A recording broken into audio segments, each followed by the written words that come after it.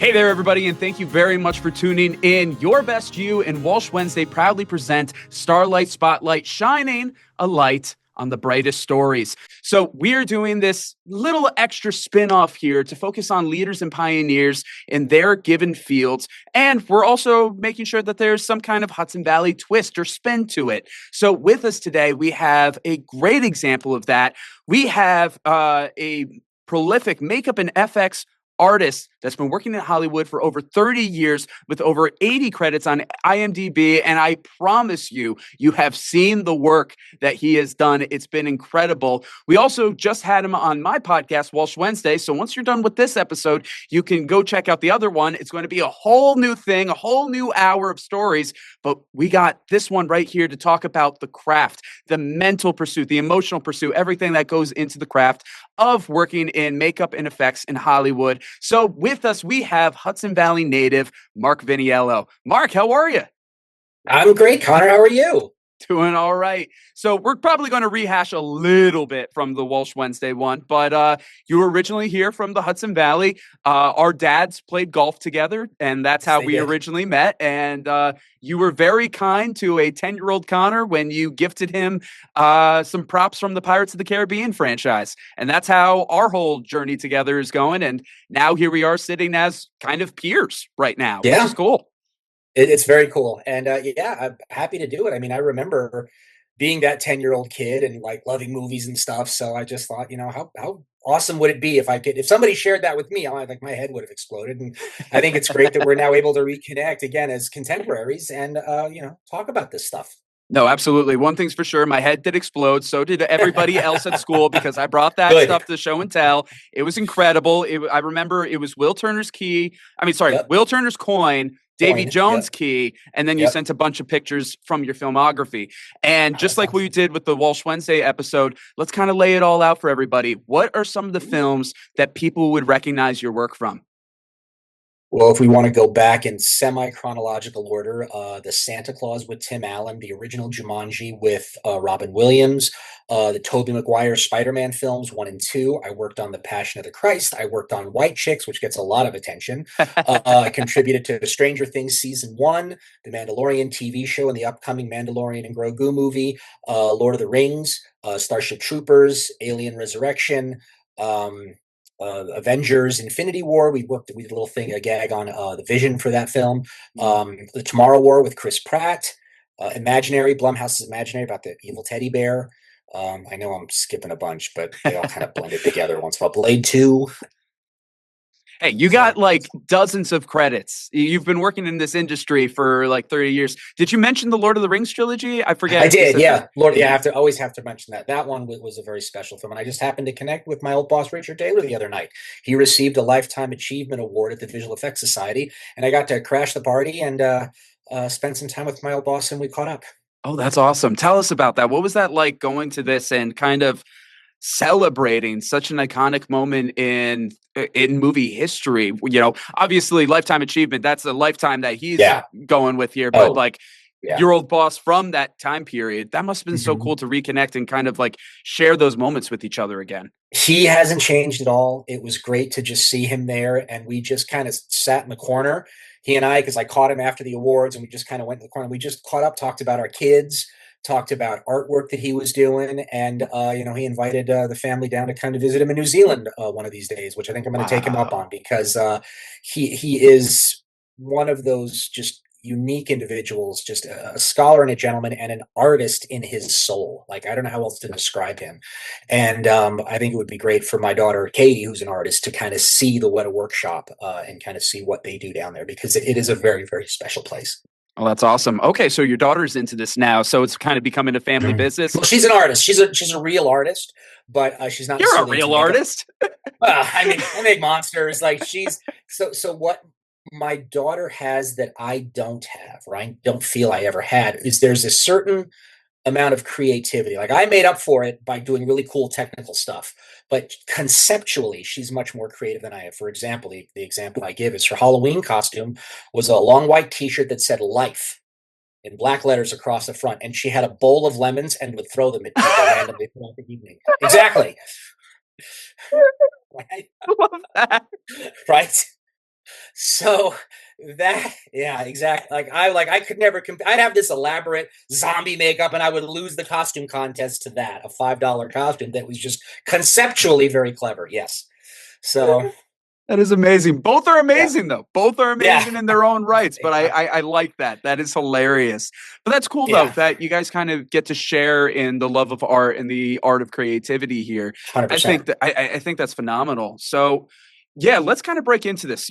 For those who want to hear some more stories about specific films, go check out the Walsh Wednesday. But I wanted to talk about the craft, and I want to talk about kind of the mental and emotional aspect that goes into a lot of this. And this is going to be a very weighted question, I know, to start, but talk about the moments where you've seen the physical transformation help separate actors from themselves. When you transform an actor, whether yourself or somebody else, how do you see that affecting their mental and emotional performance? Do you think the Mhm. external appearance can change their internal identity, even just for a moment, to get further into that character? For some actors, definitely. Some actors use it as a tool. Some actors, dare I say, might use it as a crutch. Other actors, it's worse than going to the dentist for them, where they feel restricted and they feel covered up.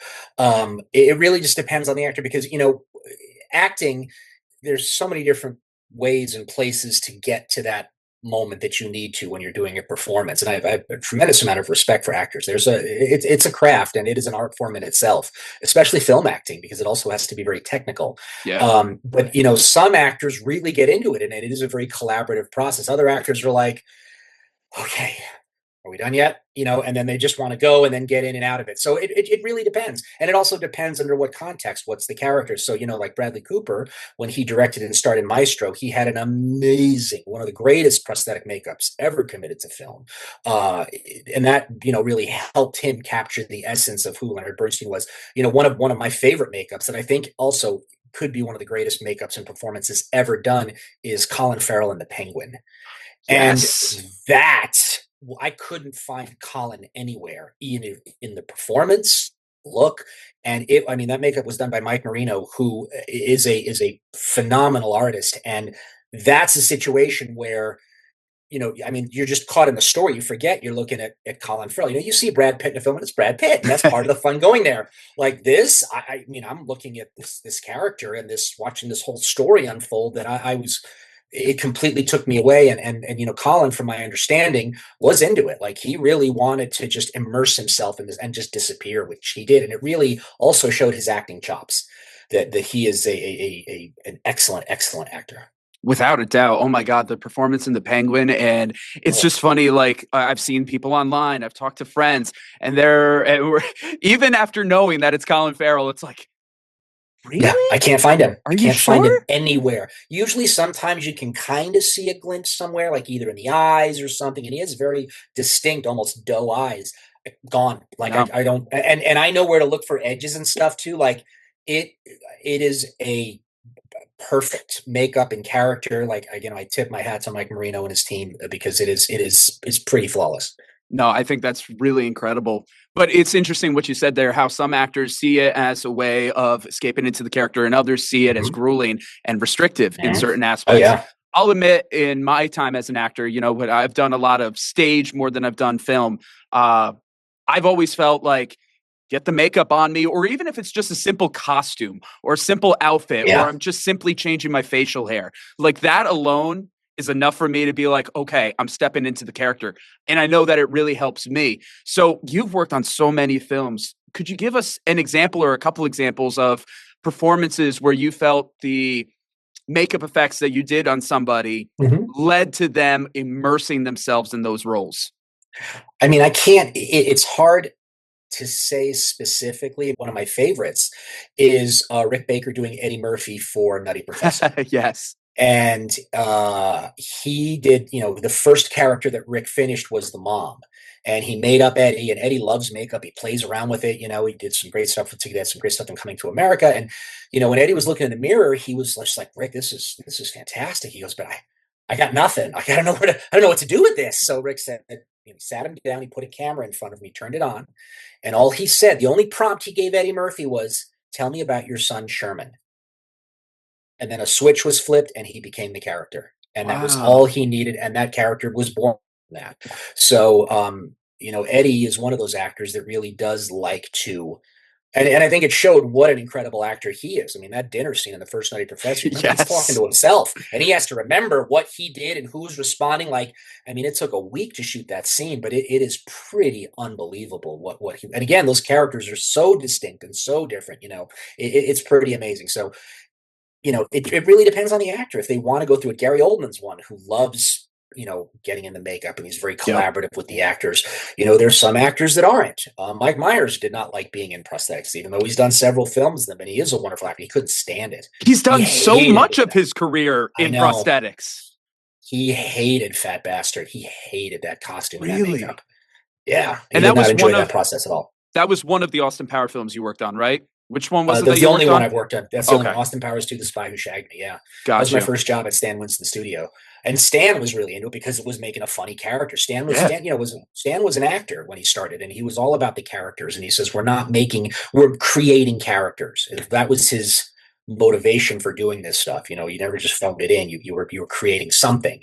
And you take that into consideration when you're doing the makeup. So for example, we would make, when you're making a prosthetic appliance, you get a skin tone of the actor and you talk to the makeup artist and you try to tint the prosthetics so it kind of works with the coloring.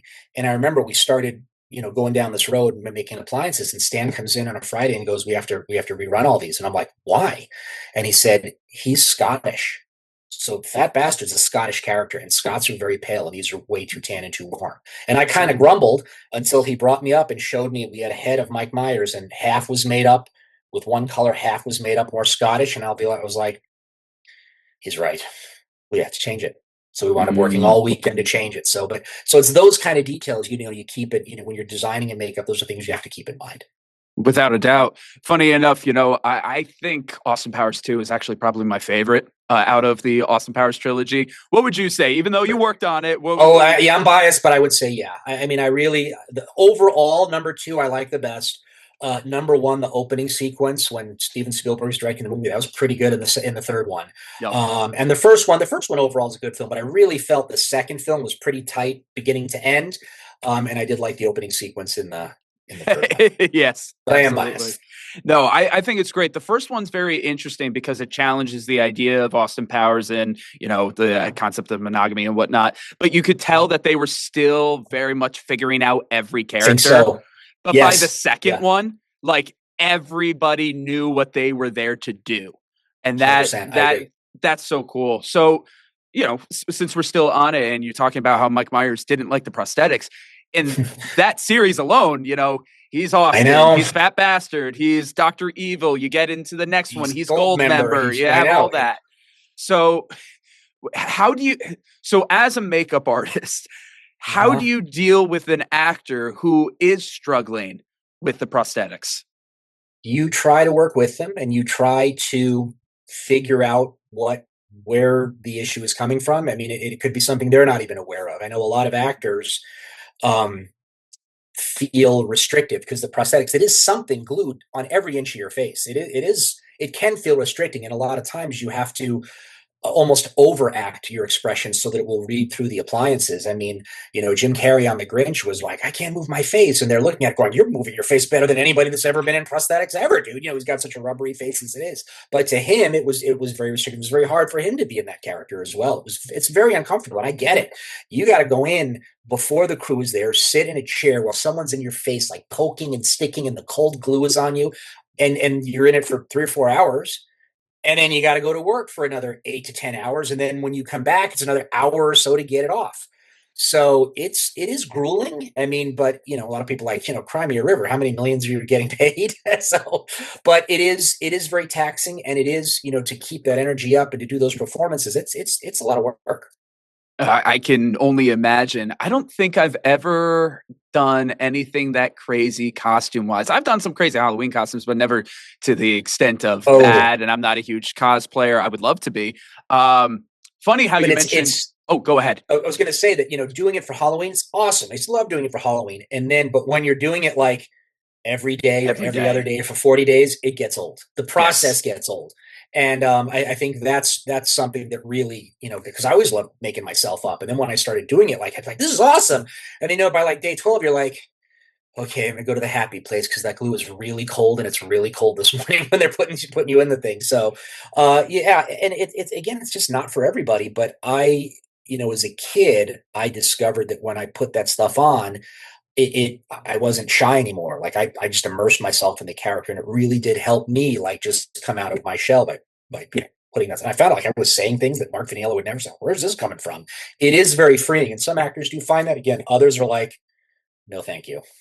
No, it's an interesting thing to first of all immerse yourself into a new character, but then to have the physical transformation, that's a whole Yeah. other level. I want to explore that further. I want to just mention how you brought up Jim Carrey's The Grinch. I spoke with Clint Howard a few years Uh-huh. ago, and he was talking about that film. We could have talked all day about the film. He was actually in to talk about a soap opera. We barely talked about the soap opera. We talked about the Grinch. I He's have had a career. He's been on Star Trek. I mean, you talk yes, about a career. Like incredible he's career. in Austin stuff that Powers as like well. He was in yes, he Austin has. Like Powers. he was in Tango and Cash. Like Yep. he's done everything. So yeah, he's got a. I'd love to talk to him. Oh my god, he was great. I literally had the agent in my ears like, "Get him back on topic. Talk about the soap opera." Of And I'm like, "I'm trying." course, that's But what he's either way, it promoting. was a lovely time, but one thing that he mentioned about Jim Carrey's Grinch, he Mhm. said that they brought in CIA agents who are known who are in the CIA for like how to withstand torture. They taught Jim Carrey ways to withstand torture, to withstand the makeup and the whole bodysuit. I think that is insane to that level. But I heard it was a Navy SEAL. I've never asked my colleagues if it was true or if it was like one of those like that makes a really good story, But the thing too about that is that Rick Baker designed the makeup, and a guy named Kazuhiro, who did Leonard Bernstein, was one of the greatest makeup artists that ever lived, was applying it. And Kazu is one of the fastest makeup artists ever. So on a makeup that would take 4 hours, Kazu will do it in two, maybe less. wow. And what he does is he'll make all these copies of an actor's face, like I don't know, 7 to 10 copies, and he'll make all these appliances, and he'll time himself, and he'll apply it on each head. So by the time he comes into the trailer the first day, he's already applied the makeup 10 times, because typically you apply the makeup, you do a test, and then as you get going, if a makeup takes 4 hours, by the end of the show, you're down to like three, Mhm. So he's already done all that. Like he's already mastered putting this thing on. And so Jim doesn't know how lucky he was that he had someone like Kazu applying it, because that would be, two guys in 4 hours instead of one guy. I think he did it like 90 minutes, which is bananas. Wow. Yeah. That's So, but, impressive. and again, and that was a kind of joke too. It's like people like, didn't Jim Carrey get like $20 million to play the Grinch? And I'm like, I wouldn't need it. That's motivation enough for me. I would have been like, okay, let's do this. Yeah. Can we make it more uncomfortable to make it feel like it's worth something? So I know, right? It's $20 million. I don't know if I'll ever see that amount of money in my lifetime, but we'll see. yeah. We'll see. However, like let's talk about the craft of it, of course. Not only have you put the prosthetics on other people, you've been in it yourself. We've talked about this Mhm. before. You have been one of the dinosaurs in Jurassic Park 3. You have fitted yourself. You have been on film yourself. So you have gone through it in one way or another as a monster, as an alien, as a dinosaur, whatever it might be. What would you say? This is a two-parter. What would you say Mhm. was like probably one of your most fun and rewarding experiences under the makeup? And then what do you think would be one of the most challenging experiences you had under the makeup?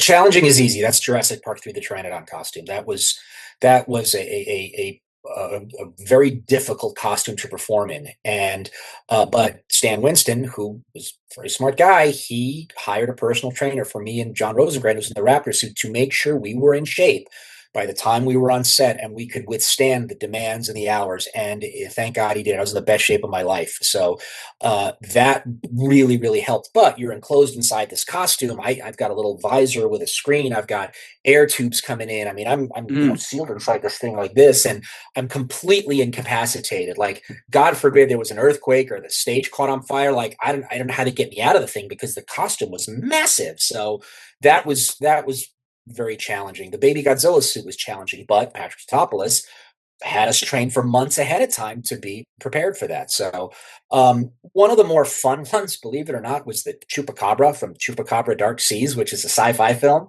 Yes. And my colleague Ken Niederbaumer and I made the costume. We shot it down at the Turks and Caicos, and I'm thinking, how can I? What does a chupacabra look like? And I said, well, it's in a humanoid form. It's a predatory animal. I said, maybe. And it's a lizard-looking thing, but maybe if I did some type of chimp movements or stuff. So I tried to keep some type of, you know, primate registered movements in it. Alien Resurrection, the head's on top of your head and you're looking out Yep. of the neck. So you have to remember, if the alien's looking at you, I'm like looking at your belt buckle, as opposed to if I'm looking you in the eyes, the alien's looking over your head. So, and it's also, you're trying to remember that, and make the head move first when it turns, and try to think about, it's a predator, so it's going to be very distinct in its movements, maybe reserve a little energy until it strikes.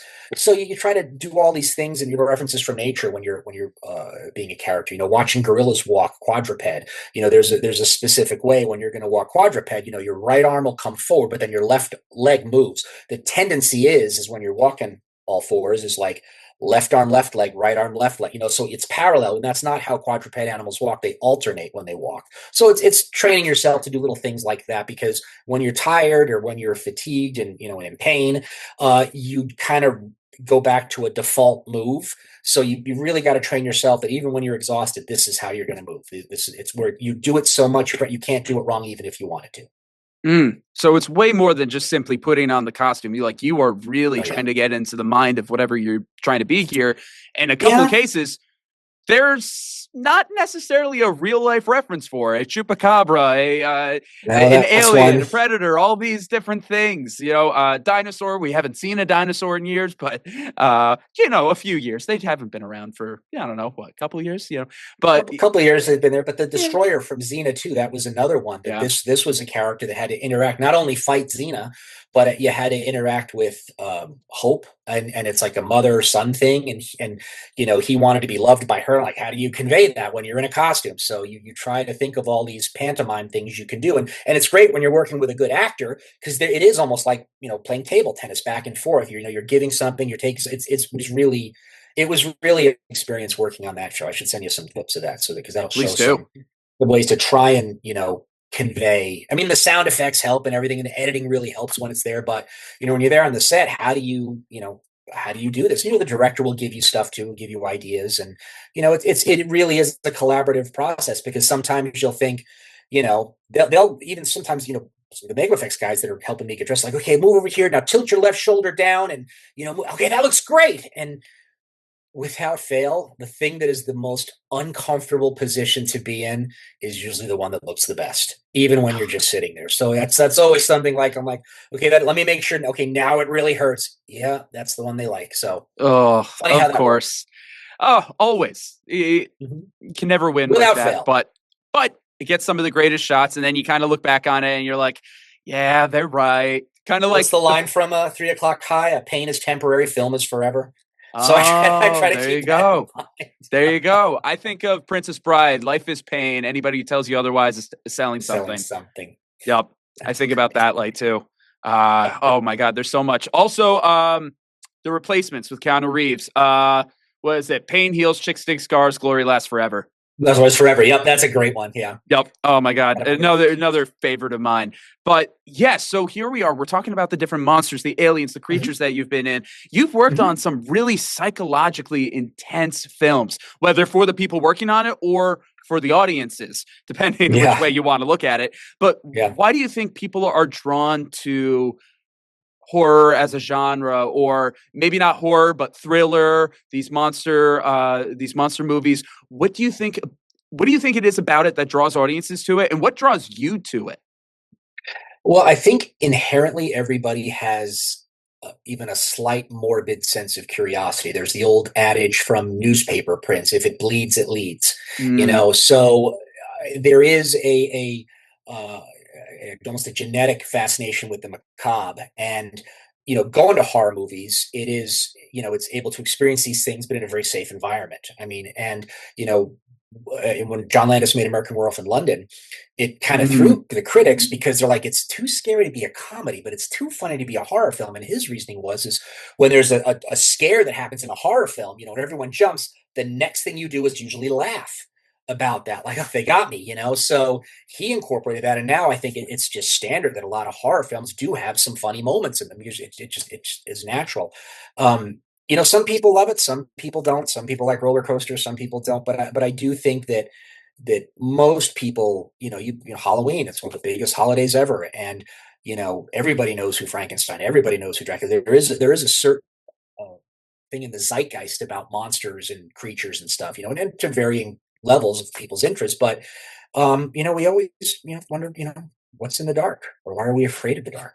Is it what mm, we can't see? So, and I think it goes back to, you know, ancient times, when you only were able to light a fire, and that was the thing that kept the monsters away, because it was like what was beyond the firelight, and people would make up stories and to engage. And I don't know, it just seems to be ingrained in all of us, But again, yeah, some have that gene more than others. I do. I was completely drawn to horror films as a kid, and I remember, yeah.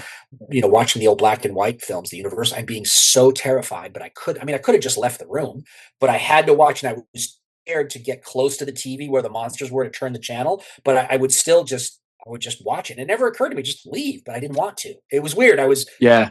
scared and repulsed, but I was still drawn to it. And then as I got older, I looked at a lot of the monsters, at least the ones I was really the Universal ones. They weren't really monsters. They were kind of misunderstood. Yeah. Couple of exceptions, Frankenstein, especially Frankenstein monsters. So, and I always thought those made the really interesting, cool characters, ones that have a history and a backstory. Dracula has his backstory that's been expounded upon now that he lost his love. He's been searching for eternity. The Wolfman, he's cursed, and he's very upset about this. The So duality all of of man. those Yeah. Right. All of those things play into it. Dr. Jekyll. I showed my kids not too long ago Dr. Jekyll, Mr. Hyde, the 1932 Frederick March version, and they were stunned at what a Masterpiece. movie it is. Yeah, and he got an Oscar for it. I mean, it was, and it's 1932. That's an old movie to keep a millennial or Gen Z, whatever my kids are's attention. That's good filmmaking.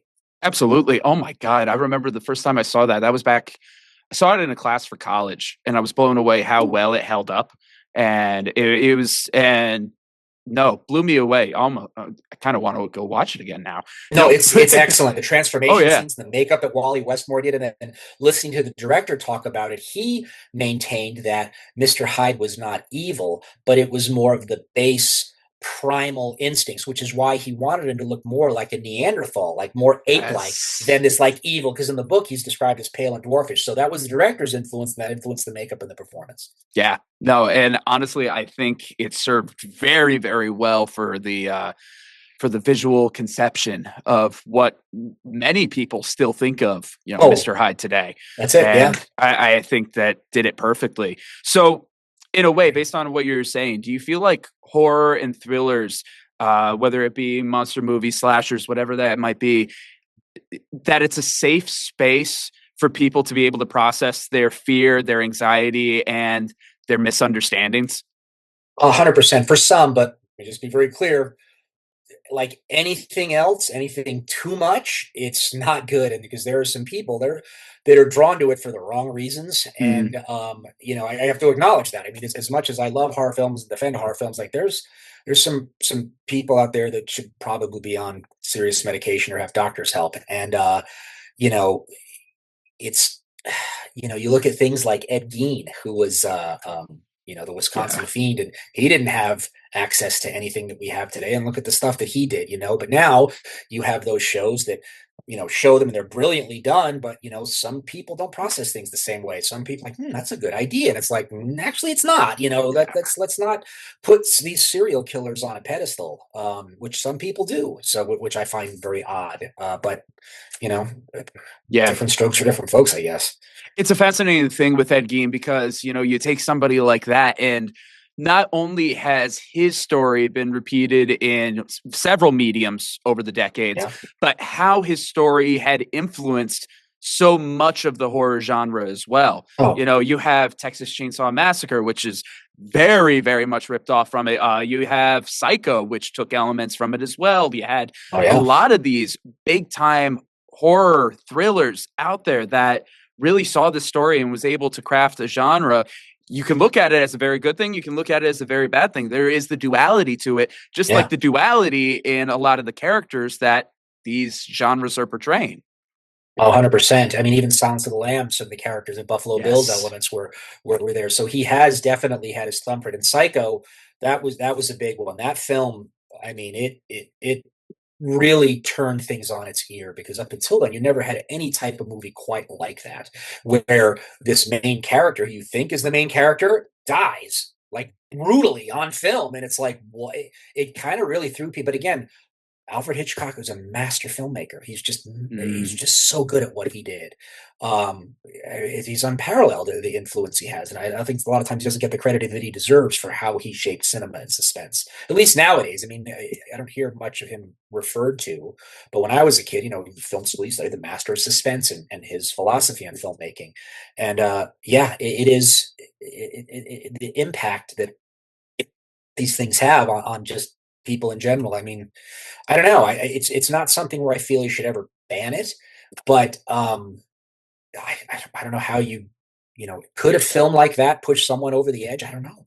I don't know if they mm, ever have. I don't know. I mean, it's hard to say. I mean, but then again, like a Fruit Loops box could push someone over the edge. I don't know. You know what I yeah. mean? How people are going to interpret things. So I don't know. But Yeah. I still like my monster movies. I don't mean to do any harm, and I try not to do the ones that celebrate the violence for violence sake. I like making the monsters. That's where I like to Yeah. focus on it. And it's such a creative endeavor in order to do it. And it's so cool It the is. things that can be made out of it. Insane. Talking about Psycho, I went into a big Psycho rabbit hole last Halloween where I rewatched the film again. I was Yep. watching video essays on it. Oh my God, I was so hooked on it. And it's like another one that really holds up after all these Yeah. decades, which is Oh yeah. insane, but phenomenal in and of itself. So let's talk about like the creativity that goes into all of this. We're talking about the Hmm. kind of societal pressures, but Hmm. obviously working on any kind of film set, there's a lot of pressure from directors, from Yeah. Yeah. managers, from producers, from people all around. Your work requires a lot of creativity under pressure. How have you Hmm. maintained your mental health and well-being while working on these projects? Sometimes you don't. Mm, Sometimes you're like, why don't I just have an office job with a cubicle and I can. But again, I mean, I say that very jokingly. You you know what you're getting into, and it is my job to inform production. This is what it's going to take. I know what you're asking for. Let me tell you how you're going to get it, or what it's going to take.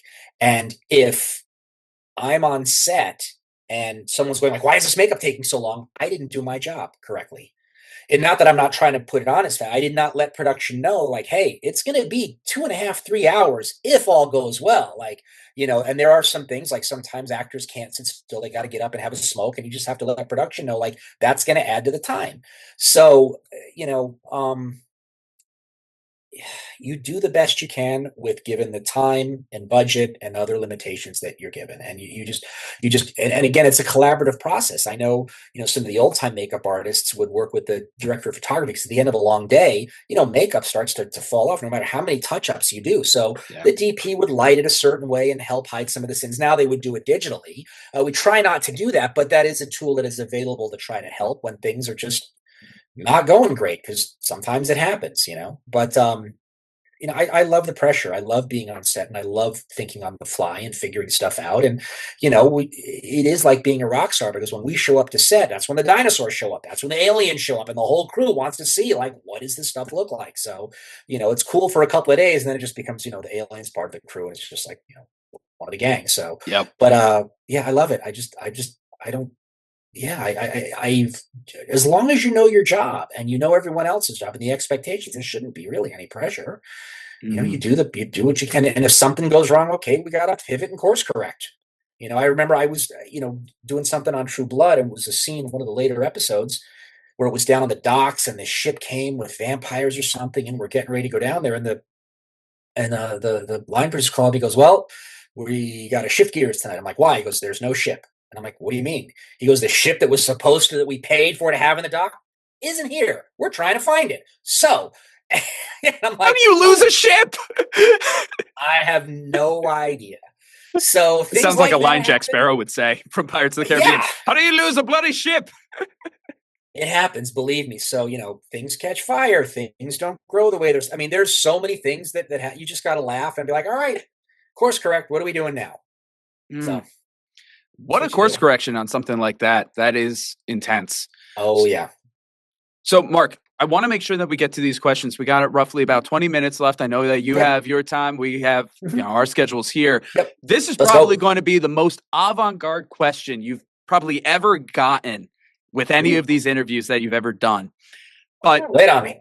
being that, and this is kind of going to be a multi-step question, being that this is Mental Health America that we're doing this for, let's throw in a little more mental health aspects in it. With your professional opinion and career, if certain parts of mental health had visual texture or form, what would they look like? Or how would you conceptualize it? Let me take you through step by step, like piece by piece. Let's say you were trying to make a conceptual physical monster out of depression. What do you Mhm. think you would do with that?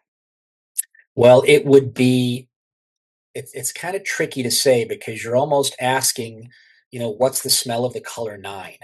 I can tell you how I feel if I get depressed, but I don't have clinical depression. So it's very different, and it is a very personal thing. I mean, again, my daughter just did something like that, actually, Katie. She Oh, drew a dragon that was depressed, and it was very down, just the way she made the whole silhouette.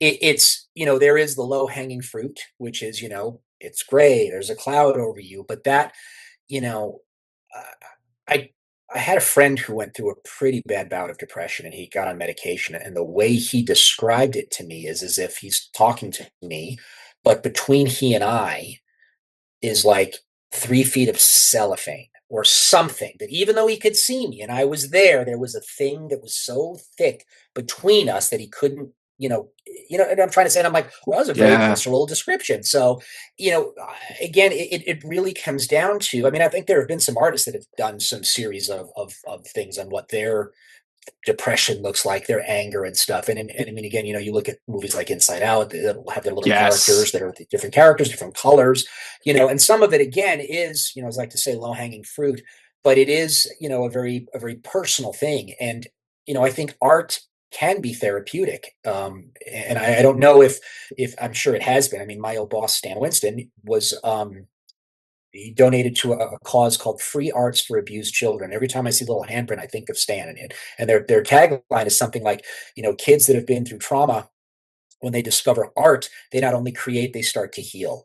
And using art as therapy. And I mean, when they molded the T Rex for Jurassic Park, they had drums, 55-gallon drums of clay, that oil-based clay that they just donated to the kids, and the kids would make stuff out of it. So I think art is a very powerful tool. And when I say art, it could be music, it could be painting, it could be drawing, it could be sculpt, whatever, is very, very powerful, and I think should be utilized as much as possible. Mm. Beautiful response out of that for sure. Thank I you. was going, I was Great going to, question. no, it is a big question. And I was like, Yeah. this could be very interesting. I was going to go through a bunch of different like disorders, but the way that you kind of summed it up is like kind of hard to go back and say, hey, describe anxiety, describe this. No, it's like what you said. It's like, you're right. It is a very personal thing. And depending on like, say what the writer wants, what the director wants, what the actor wants, Yeah. there's so many different elements that go into that. I love the description that you gave about what your friend said about depression and the cellophane. That's Him. Yeah, because he so, was yeah, functioning like you would know. You're talking to him like but he felt just such a disconnection from the world around him. He just yeah, felt alone and isolated.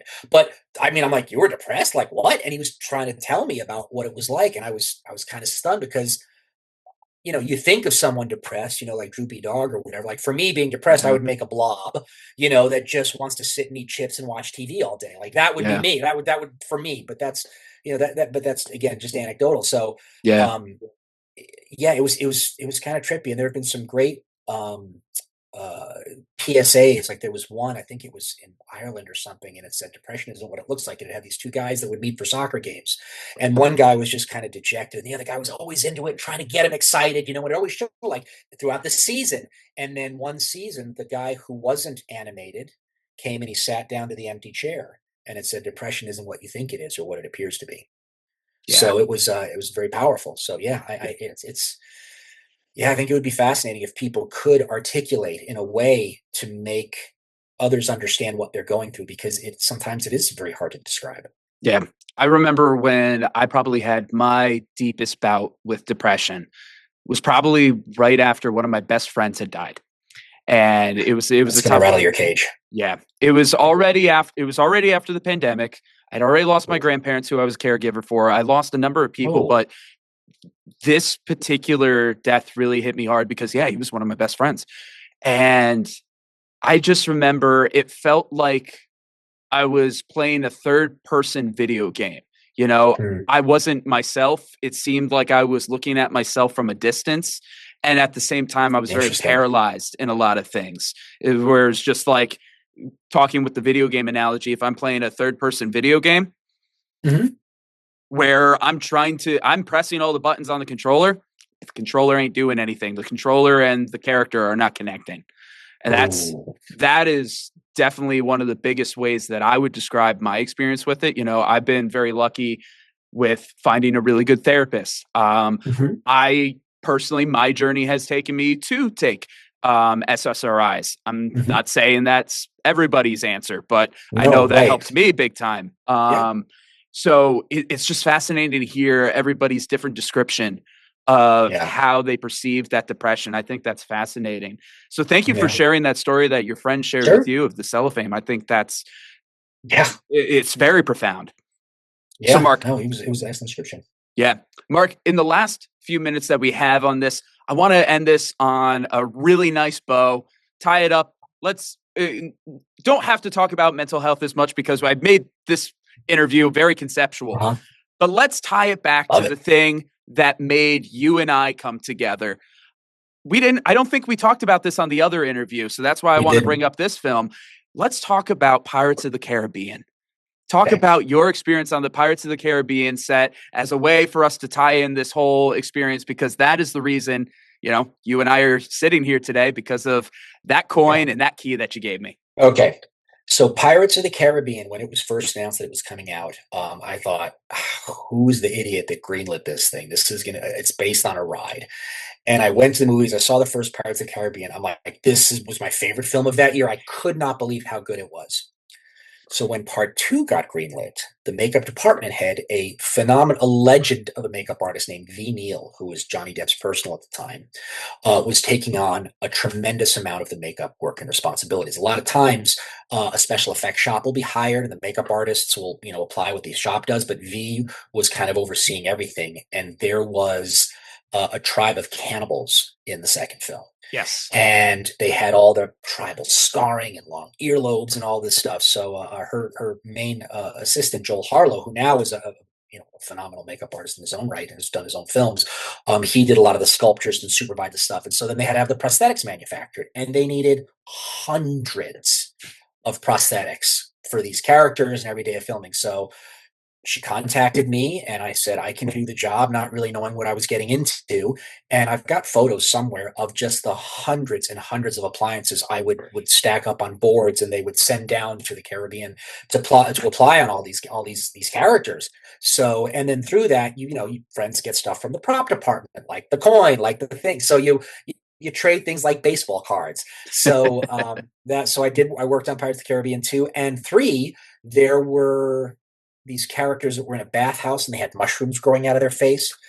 So that was what I Yep. They're helped in do with the Singapore. Yep. Yes, yes. So that was what I did. So again, a lot of times for things like that, it's like I'm hired almost as a subcontractor to just help do all this work. So they have the stuff they have to apply and make everybody look cool on the day. Mm, So those were Pirates 2 and 3. yeah. Thank you to V Neil.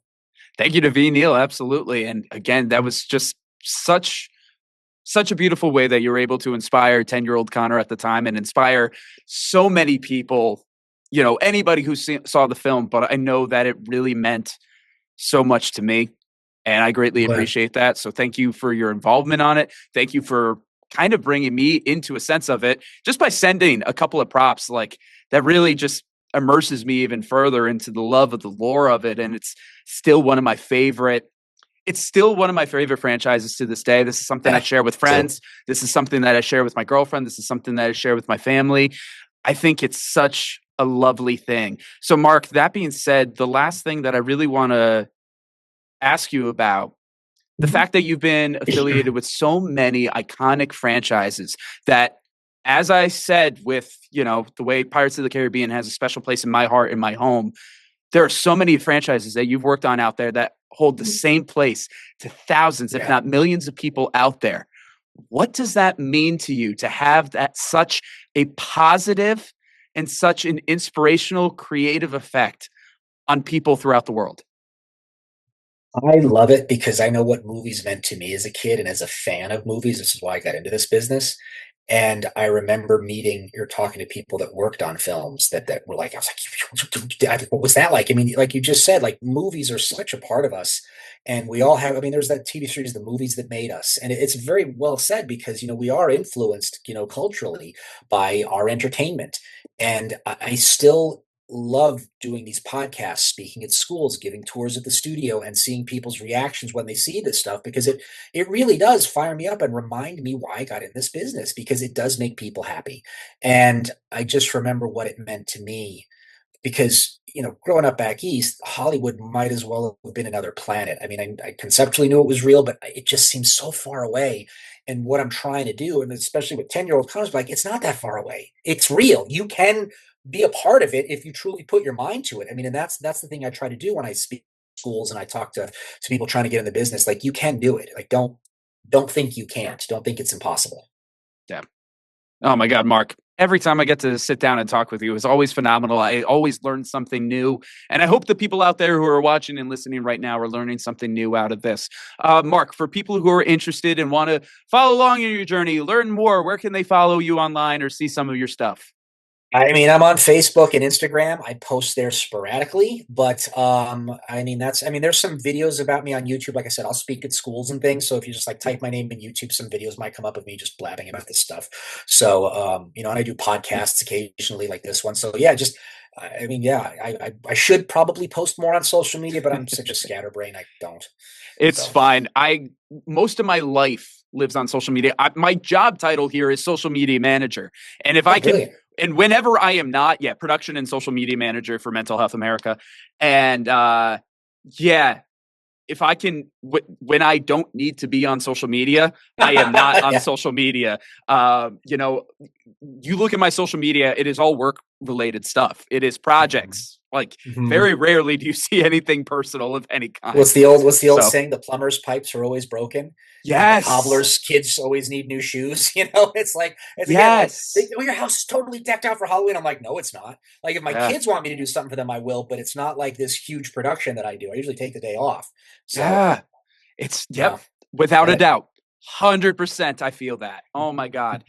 So one thing, of course, we'll make sure that we link back to Mark so people can check out it. things of his. But of course, we're also going to include his IMDb so you can see all the credits that we mentioned and did not mention. And honestly, that's just a fun movie marathon right there. Just going Yeah, through that IMDb because you're going to get so yeah. many different genres out of it and so many different stories. It is fun. I've naturally just watched and consumed majority of it on my own, but it is fun to look back and kind of like look at it contextually through the eyes of what the makeup artist, what the effects artist might be going through. Think about Mark the next time that you see those films.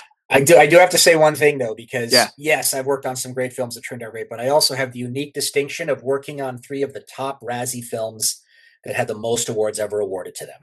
So Which that films were happens too. those? Battlefield Earth, I Know Who Killed Me, and Adam Sandler's Jack and Jill. Okay, I don't Yep. know. I haven't seen the second one. Battlefield Earth, really? That has that many Razzies? Yep. It's one of the top three. Wow. So I've got Okay. I got that going for me too. Yeah. I've worked on some other films too where I'm like, okay. Like I mean, again, you never know. I'm sure people somewhere love those films. Great. I'm glad you Nope. do. But yeah, top Razzies is that's on my Jack and resume as well. Jill, unfortunately, I can understand. Yes. But Battlefield Earth, okay. I know it wasn't loved, but to No. be up there with the most Razzies, okay, Yeah. interesting. And Good I Know Who effects, Killed though. Me. Good Yes. effects. No, Patrick Papadopoulos. Yep. It was a great show to work on. John Travolta's a lovely human being. But yeah, Yeah. it's the You're going to have your hits, you're going to have your misses, and you know what? It's I all love going them to all. it's going to lead to a great story nonetheless. Oh, 100%, and I love them all. There you go. Mark, this has been Sure. terrific. Both Great. interviews, absolutely Awesome. phenomenal. Brad.